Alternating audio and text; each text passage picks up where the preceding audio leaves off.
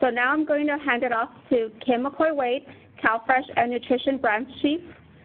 She's going to provide an overview of the agenda and get us started. Good morning, everyone, and welcome. Thank you for joining us for the final webinar in our State Hub Roadmap project. Today, we are going to quickly level set with the project background and then turn it over to our partners and consultants, Social Interest Solutions, to walk us through their assessment of the current environment for verifications, key findings, key recommendations, next steps, and aim to leave a good portion of time for question and answer. This project all began because at CDSS, the CalFresh and CalWORKS program are committed to streamlining and increasing access to the vital food and basic need cash benefits that we provide to children, families, and seniors, and while maintaining accuracy and, of course, a good worker experience for our county workforce partners. When a client applies for CalFresh or CalWORKS, they have 3 steps to walk through: the application, verifications, and interviews. This project decided to take a deep dive on that verification stage and assess how we're doing it now and what opportunities there might be to improve from a variety of perspectives. We are very fortunate to be able to go out and get some help to take that kind of deep dive. And we were retained SIS, Social Interest Solutions, and said to them, here's what we'd like you to do. We'd like you to assess the environment. What's out there from other states, from the federal hub, from counties' best practices? What can we see as out there as alternatives? 2, we'd like you to provide some recommendations for all stakeholders to consider and assess together as a way forward. 3, it's critical you deeply engage all stakeholders in a 360 way, and we'll talk more about how we did that.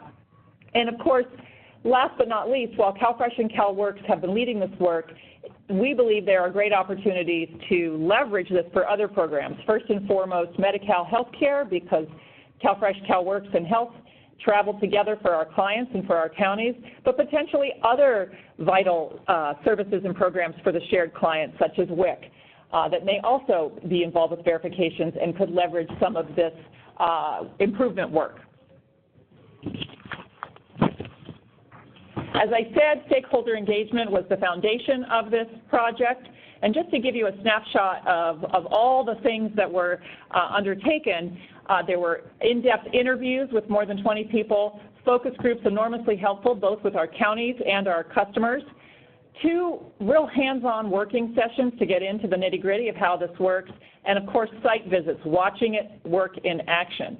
Thank you, thank you, thank you to all the counties, advocates, state leaders, federal leaders, really all over who helped us learn more and bring you this work today. We could not be, it couldn't be as rich as it is, and we absolutely need you, as we discuss in the next step section, we'll need your continued partnership and engagement to help us process all these recommendations and chart the way forward. With that background, I'd like to hand it over to Terry Shaw, who's led this work for SIS, and let her kick us off with the current environment. Great. Thank you, Kim. And thank you to everyone who's on the line, and especially those of you who've been so generous with your time and your insights along the way. We really have appreciated all the input that we've gotten to this project, and hopefully you'll see it reflected in what we've put together. I'm going to go through a lot of material at a very high level in the interest of time to preserve time for Q&A at the end. And I'm going to start with a summary of the current environment.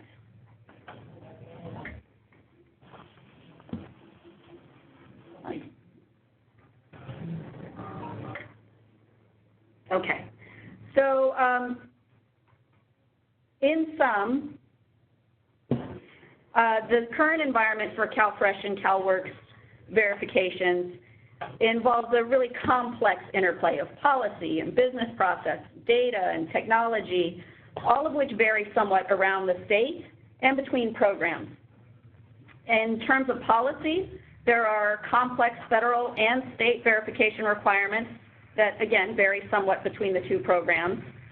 In terms of operations, both programs are operated locally by county welfare departments, and their business practices vary somewhat. In terms of data, county workers commonly have access to well over a dozen electronic data sources, but the different data sources that are available across the counties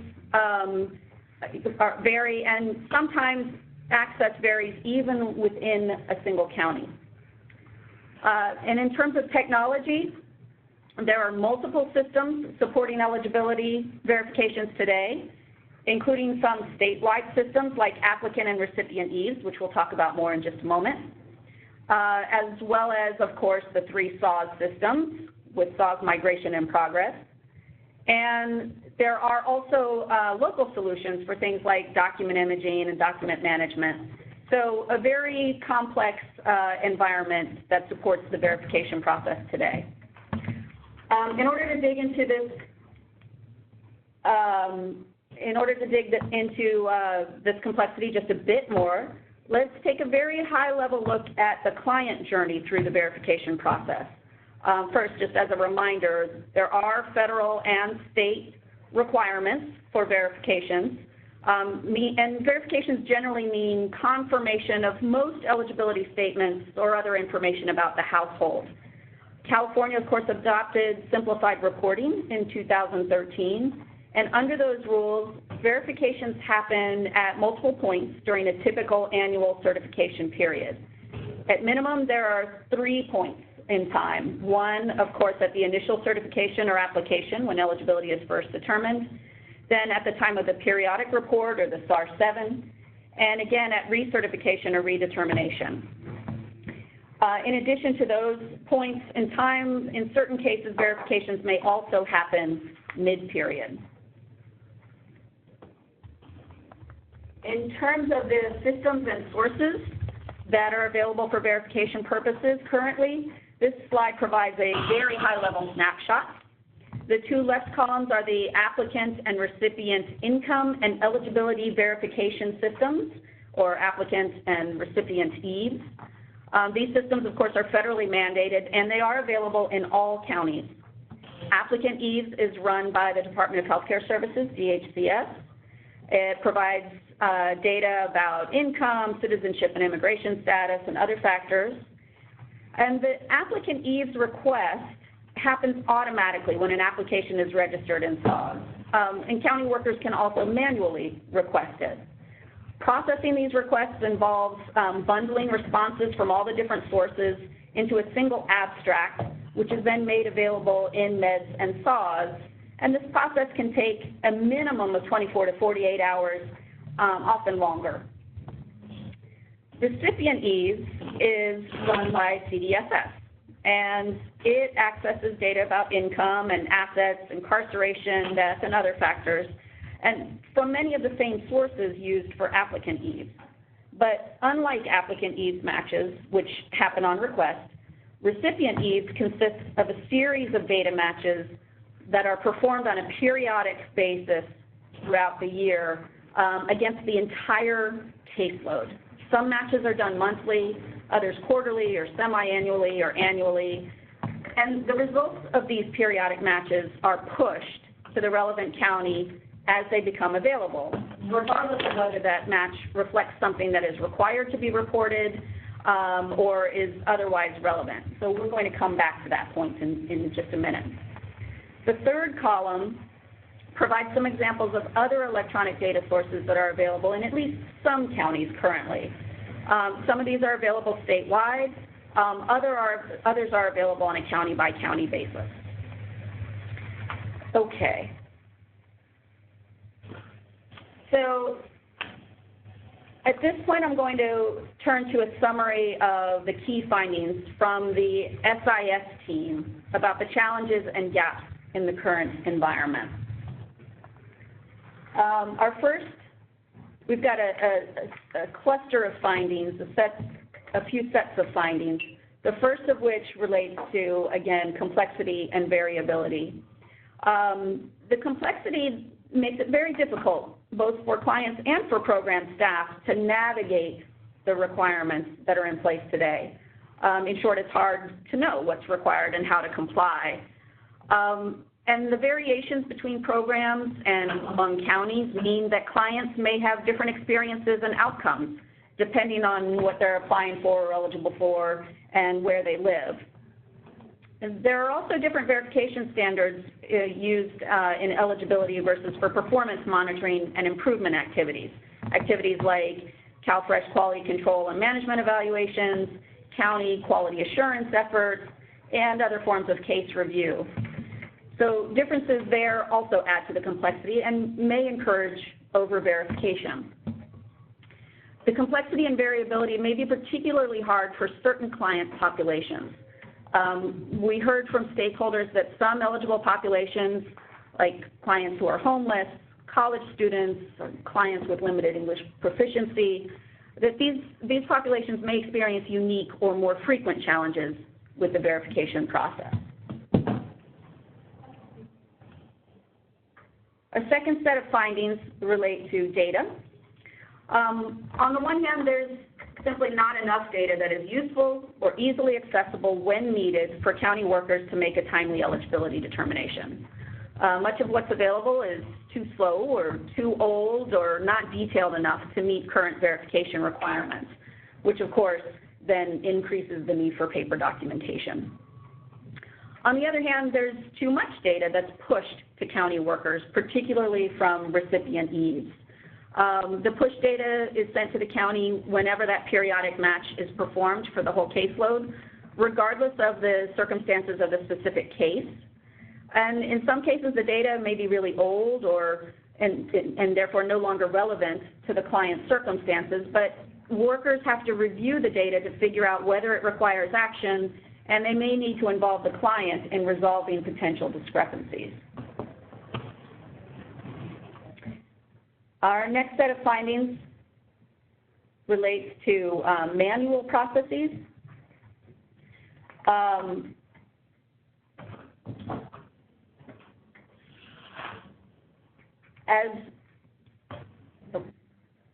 We're going on. There we go. Okay. As noted earlier, county workers use a lot of different systems and data sources for verifications. And to use those systems, they have to perform a lot of repetitive and manual work because the systems generally don't talk to each other or not very well. So county workers have to log into the system separately, enter repetitive information in each one in order to access the data they need, and then manually transfer verification results into SOS for documentation purposes. County workers also have to do a lot of manual work to interpret the results, to figure out whether the results are relevant and sufficient for verification purposes, and then, of course, to use the results to make new determinations and calculations when needed. So all of this manual work leads to processing delays and creates opportunities for error that could be avoided or minimized with better automation. And we'll talk about that more in a minute as well. Our next set of findings, final set of findings, relates to paper documents. As mentioned, clients are routinely asked to provide paper documentation to satisfy verification requirements. And these documents then need to be captured electronically to be processed. There are a number of challenges with that process, both for clients and for county workers. Clients have difficulty navigating the consumer portals to submit documents online. Sometimes the uploads are of poor quality or they're improperly categorized, which then results in misrouting and processing delays.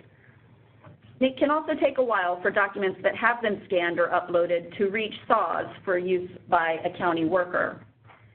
And because there's no statewide document repository, documents that a client previously provided may not be easily accessible to a county worker when needed, particularly if the client has moved and needs an inter-county transfer. And again, as previously mentioned, there is a lot of manual work involved in processing these paper documents as well, and there are tools available that could make things easier, and we'll talk about those in a minute.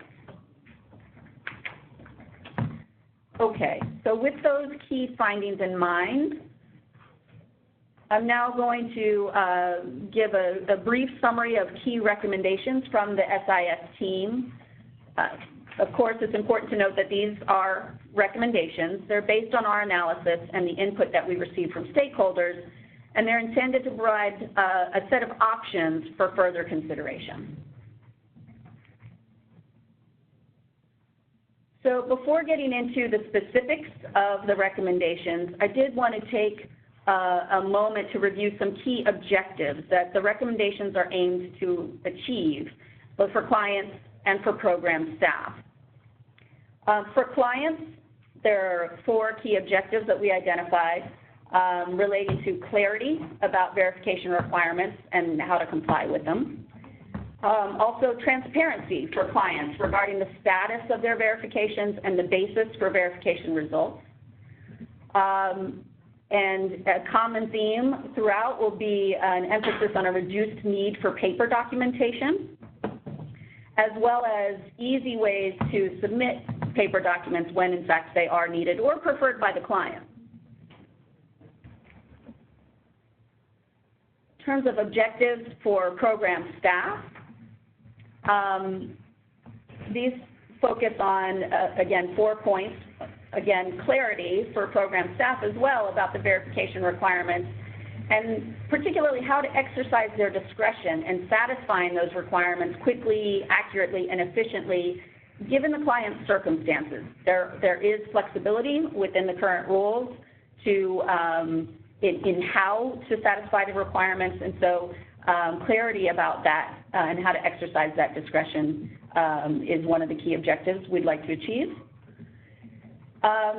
Secondly, access to only the electronic information that is relevant to a client's eligibility and only at the time it is needed for expedient processing.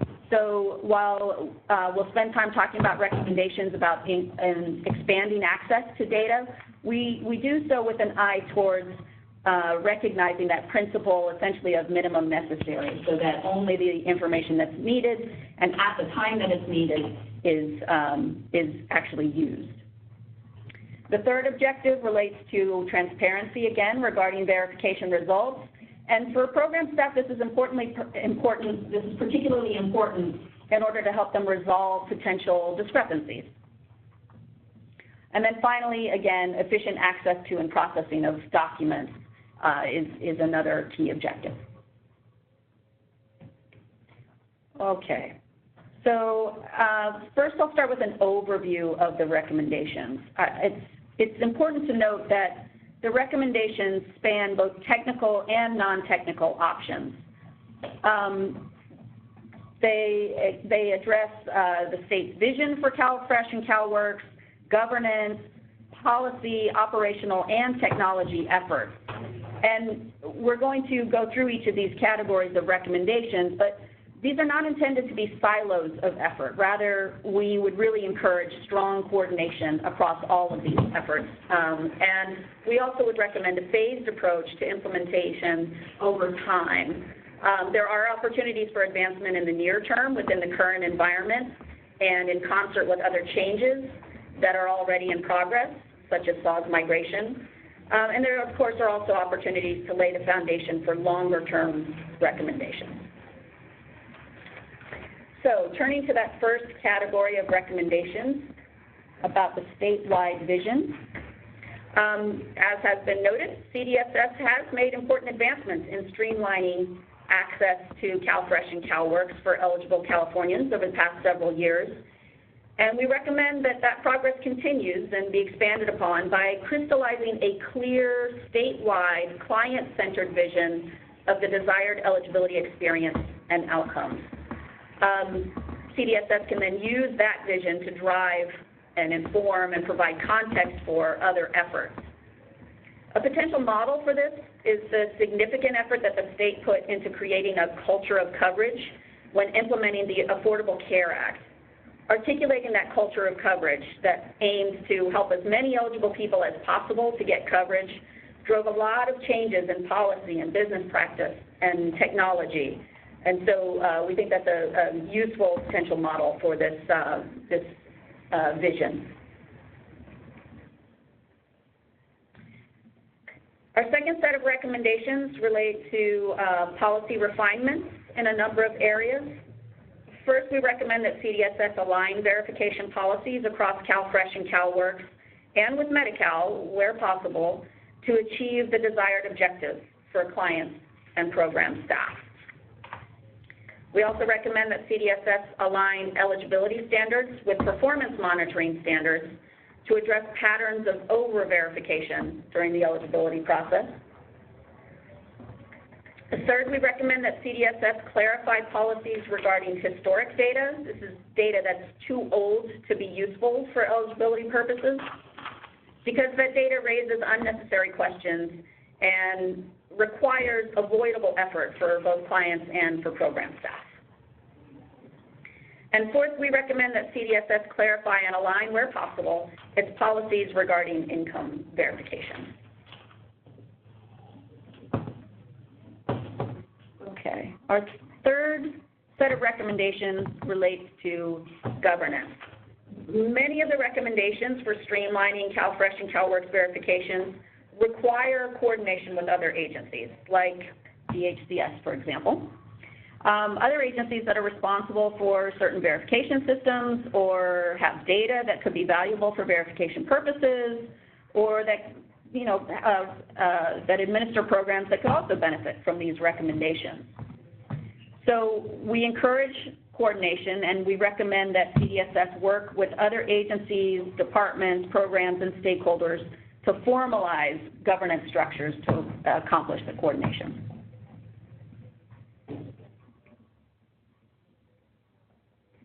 Our next set of recommendations relate to operations. Changes in policy and technology will, of course, need to be operationalized. But even within the current environment, there are opportunities for advancement. For example, we recommend that CDSS undertake initiatives to address the needs of populations that stakeholders have reported as having particular challenges with the verification process today. We also recommend that CDSS develop a training curriculum to address over-verification, including training materials and cheat sheets that county workers and potentially clients as well can use to help with less common or more complex situations. And we also recommend that CDSS adopt best practices in testing and analytics and adopt performance metrics regarding verification. Currently, there's very little statewide administrative data about the verification process and outcomes.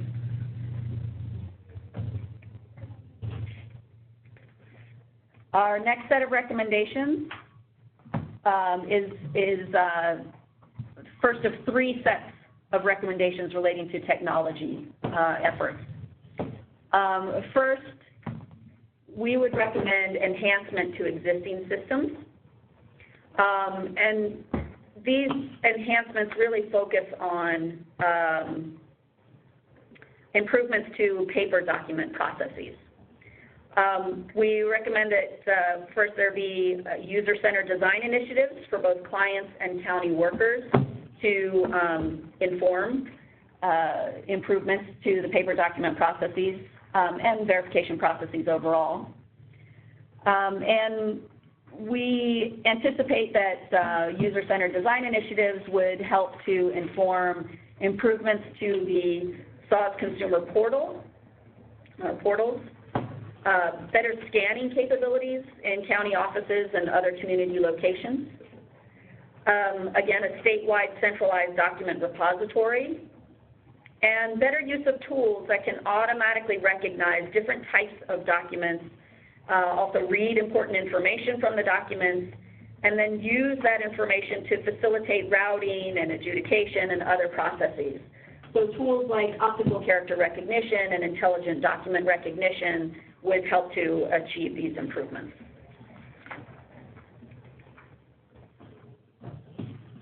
Our second set of technology recommendations relate to expanding access to valuable data. And primarily these are about expanding access to real-time data sources and reducing the flow of older and less relevant data. I'm not going to go into the specifics of each of these data sources, but I do want to note that as with all electronic verification data, expanding access to these data sources will, of course, require careful consideration of when and how county workers should appropriately access and use the data for verification purposes. privacy rules, security measures, data sharing agreements, access controls. They will all need to be addressed because, as noted earlier, one of the key objectives behind our recommendations is to provide access to only the electronic information that's relevant to a client's eligibility and only at the time that it's needed. In other words, the intent is to expand access to data as a means of meeting verification requirements quickly, accurately, and efficiently, but not to facilitate or encourage over-verification.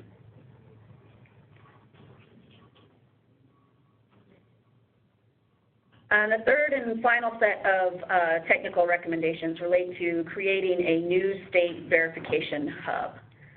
This hub would centralize and facilitate appropriate access to electronic data for authorized users.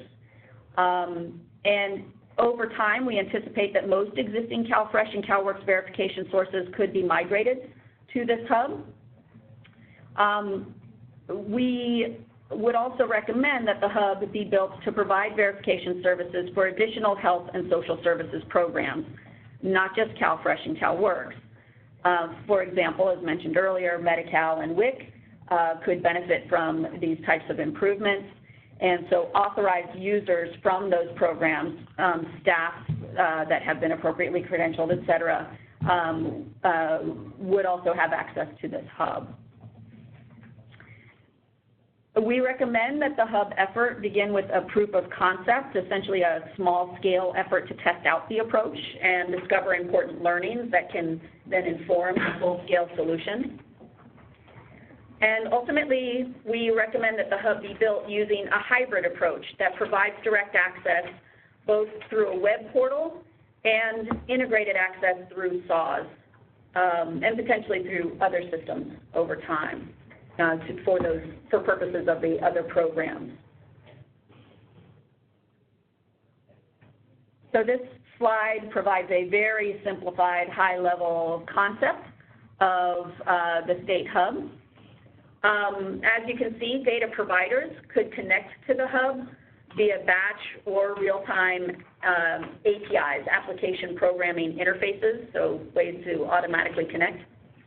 The hub itself would have the ability to store batch data in a database, to filter or otherwise process data by means of the business rules engine, and to facilitate communications between data providers and data requesters via the enterprise service bus.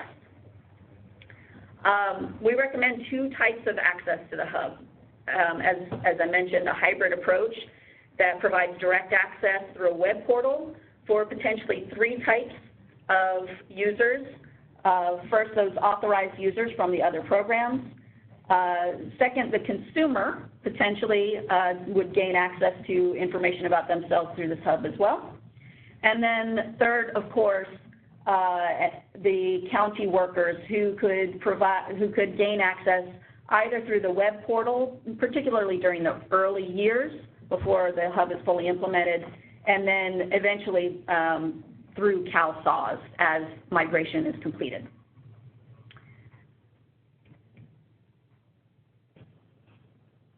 So for all of these recommendations, we do recommend a phased approach. In the early stages, we recommend focusing on policy, operational, and technical changes that can be accomplished within the current environment, as well as developing the governance structures and identifying the requirements for the new hub, including requirements gleaned from learnings from the proof of concept. For the additional stages of effort, along with continuing efforts from the first stage, in the second stage, we recommend getting the hub up and running and beginning that process with the web portal that would provide direct access to the hub. And then in the third phase, we would recommend focusing on integrating the hub then with CalSAWS. All right, so that summarizes Social Interest Solutions recommendations for streamlining CalFresh and CalWORKs verification. I, again, want to thank everyone who provided their input to this effort, and I also really want to thank CDSS for all of the great partnership and leadership along the way. I'm going to go ahead and turn things over now to Todd Glenn with CDSS. Good morning, everyone. This is Todd Bland. I'm an Assistant Director at CDSS in charge of automation, integrity, and client initiatives. I would say the next steps sort of fall into 3 buckets. First is, and this is part of it, first is more stakeholder engagement, more stakeholder reaction to this webinar, to the questions you'll be asking today that we're going to move to in a moment, to reactions to the report when it gets issued shortly.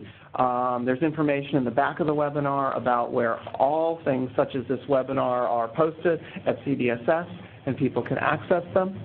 So that's sort of one thing, more stakeholder feedback, essentially looking at, does this look like the right description of our problems? And do the solutions look like if we have them that are proposed here, are they going to work? We really want to get more reaction to that.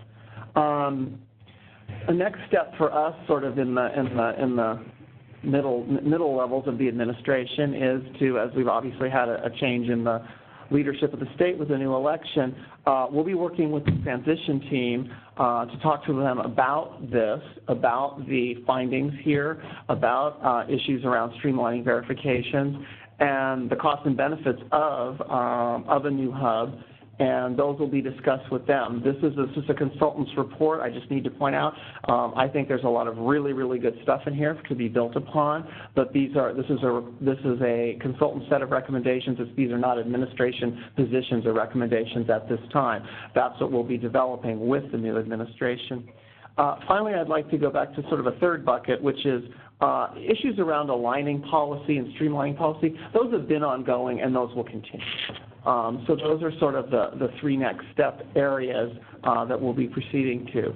I think at this point we were going to move to Q&A. Are we having a technical difficulty getting questions yet? Or we will just go ahead, and this is Kim McCoy again from Southwest. We will just, now that you've heard all that wonderful content from SIS and our next guest from the department, we do want you to take a moment and send us your questions, big or small, on the policy, the operations, the governance, the vision, the technology, all open for discussion. I will say that I'm partly here sending regrets from Kim Johnson, our new deputy overfeed, who was not able to join us, but she definitely would echo the message of Todd Bland that all the work on policy and operations between CalFresh and CalWORKs continues. Many of you are part of that work as well, whether it's a refresh of simplified reporting or reducing overissuance and overpayments. We really are pulling a lot of that work together with this project and really looking to next year to be a work where we get it right the first time. That's a campaign that we are really looking to engage our counties and our advocates in. How do we get it right the first time? What's the combination of clear policy, effective business operations, streamlined technology to really help that better experience for both our clients and our workers? So that work will continue even as we transition to a new administration and look at priorities and other departments, partnerships, and budget as well. I'm pausing because I cannot believe there are 0 questions coming in from our scores and scores and scores of stakeholders. It is a lot to absorb, so giving you a moment to do that. And of course, as Todd indicated and Terry indicated, you can the web page is there. The full report will be posted later today, along with all of the webinar, all of the presentations will be there, and the email box will remain open for questions to come in. We do have our first question, thank you very much, about governance. And it says, what will that look like? And that's exactly the question. There is questions of governance that all the stakeholders, whether CDSS, DHCS, agency, OSI, many government players need to come to the table. And the good news is we have some examples from the work on SAWS, the work on MEDS, the work on EBT. There's lots of work where we have cross-departments and agency working together. But that's the kind of thing that you need that governance foundation in order to move projects like this with cross-departmental impact forward. And of course, like the SAWS project, have meaningful stakeholder engagement. SAWS has just kicked that off, and we would imagine something like this here as well. So Governance to be determined. How do we work across departments within the agency and even across the agency? How do we have our lanes of policy and technology and operations, and how do we meaningfully engage stakeholders, all to be determined in partnership with the new administration and stakeholders.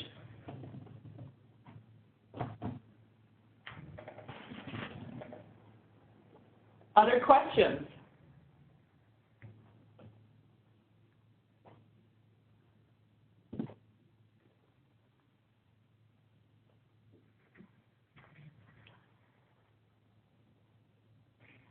So one of the questions coming in is about how will we have a technical question or questions coming in other channels. So if you could look at all channels to make sure questions are coming in to the presenters versus the host.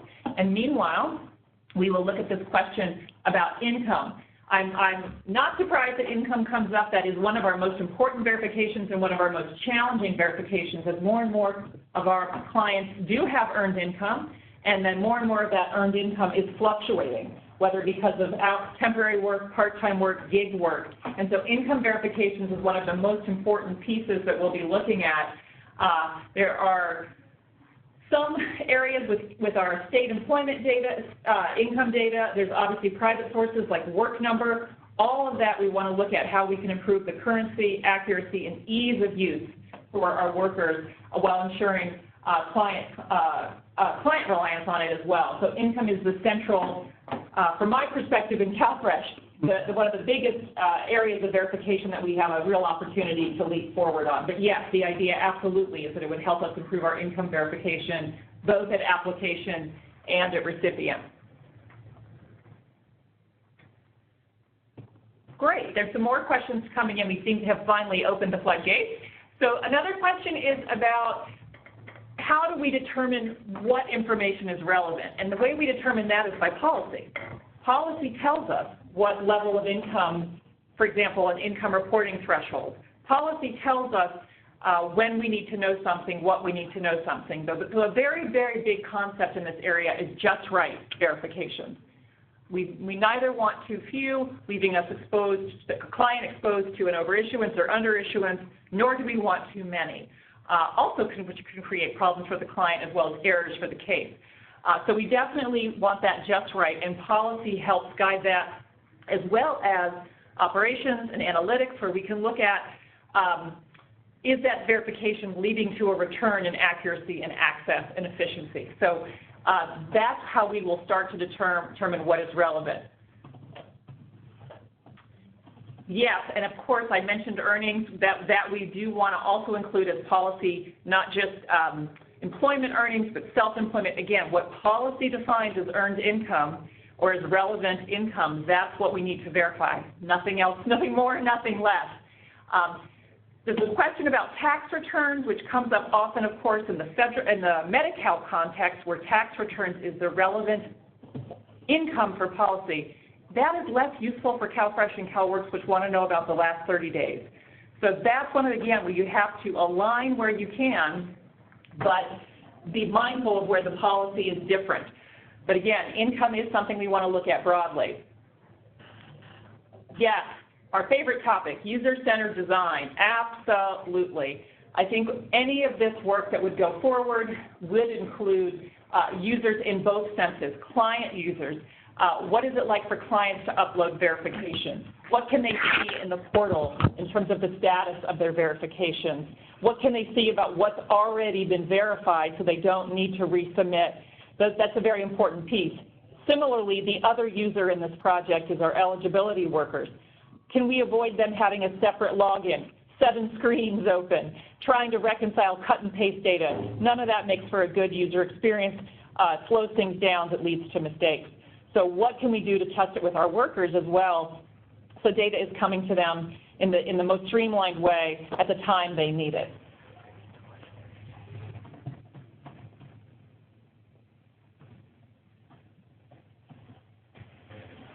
Great. We're getting a lot of really great policy questions. Thank you to Kern County. Thank you to Shasta County. That's absolutely right. Tax returns come in for some asset matches as well, not just for earned income. That's absolutely right. They come in as part of EABS, recipient EABS processing. That's absolutely right. So thank you, that's correct. There is a role for that data source for that particular policy match, that's right, and that's exactly the kind of crosswalking we want to get right. And again, yes, we are looking at both application and recipient ease. Both, we think, have room for improvement in their currency, accuracy, speed. This was a hot topic about particularly recipient ease, came up a lot in terms of how can we get the right information at the right time in the most streamlined way. Filters was a hot topic. So really, again, that lineup between policy, operations, and technology. Yes, how to do next steps for counties and clients. Again, we will be on the policy from the feed division, CalFresh and CalWORKS. Yes, there is much more to come on semi-annual reporting, mid-period changes. We will be having refresher guidance, clarification, simplification, streamlining, accompanied by webinars. That will be what comes out of feed, very much looking to align with CalWORKS and Medi-Cal on the policy and operations. That's the place where we can move ahead as we continue to work. The technology and the governance issues do require that multi-departmental partnership and new administration leadership, and that will be coming too. Take comments. We don't believe that at this point there's a question about applicant needs, recipient needs. These are all the questions on the table for that technology assessment. Is continuing to have those two technology systems separate with separate? That's a great question. As a matter of policy, yes, there are verifications that need to happen at application and while you're a recipient. What the best way to do the technology behind that is the open question for all to consider. Can we move away from upload? Can we move towards digital? Absolutely. Where there's opportunity to do electronic that works for clients and workers, that is accurate, that is current, that is cost effective, sure. However, there will probably always be a role for paper verifications, particularly, again, in this world of income where people are getting earnings in different ways. So we want to have all verification doors open.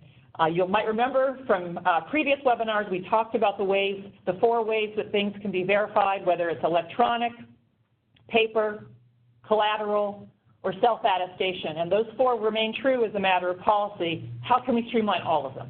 How can we streamline electronic? How can we streamline paper? And if there are ones that are currently paper that could shift to electronic, bonus. Yes, work number, work number, work number. Lots of questions about that. And I'm going to look at my colleagues here. The status of the state guidance on work number is in progress, aiming to come out by the end of the year to at least provide the CalFresh and CalWORKS guidance on work number, but questions about could that be used for foster care are exactly the kind of things that the governance is needed to move this issue of electronic verifications above and beyond CalFresh, CalWORKS, and again, Medi-Cal, to the children's or adults or other programs that could benefit from the work number and an integrated interface and an effective contract, cost-effective contract for the state. I'll take a breath. I'll let you think, see if there are other questions.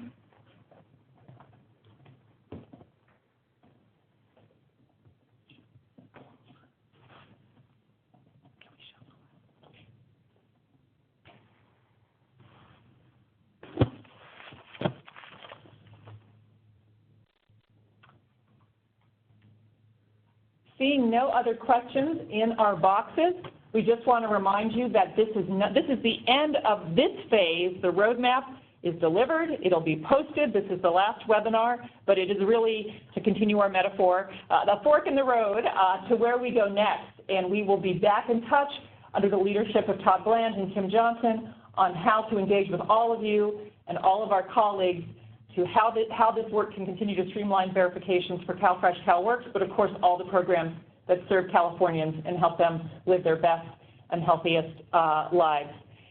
With that, I'm going to close. Thank all of our partners. Any questions that come in now, we can handle and follow up. And again, stay in touch with our website. Thank you for all you did to get us to this point, and all you're going to do is take us to the next level.